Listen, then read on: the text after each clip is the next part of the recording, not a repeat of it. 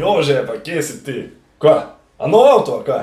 Jože, odkje tebi denar? A tole, kaj? Ja, boljš da ene, če ne so me nasrali. Končno te lahko gledam zviška. A jaz bo tudi rabil nekaj večjega, veš, sem kupil zdaj nov kavč, pa ga sploh nisem dobil tega. Še dobro, da se da plačati za dostavo. Počutim se ogroženega, ker še dolgo ne bom mogel kupiti novega avta. Še kavč je na kredit. Plačaš lahko vedno, veš. Jaz sem isto doplačal za boljšo opremo. Skoraj se sam vozi. Osnovni model. In nasrali so me, da podaljšam garancijo. A sam skoraj se sam vozi. A veš, ko moj nov kavč, on se dejansko sam raztegne. Mislim, da se bom moral preseliti. To je kar koristno, če te slučajno žena vrže iz posle, a?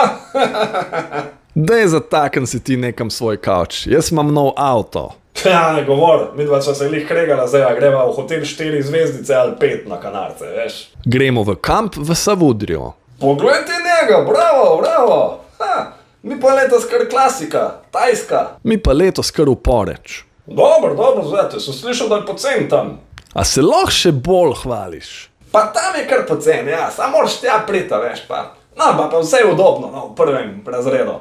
Mogoče v Poreču rentam pedolino. Ja, ne ti dobro služi ta tvoj avto. Jaz se pa grem malo zlekniti na kavč zdaj. Da noga, ja. Naj ti mašina zariba. Jaz pa grem svojo jezo stresati na ženo. Ja, hvala lepa, ne, pa uživaj. Pa doma pozdrav.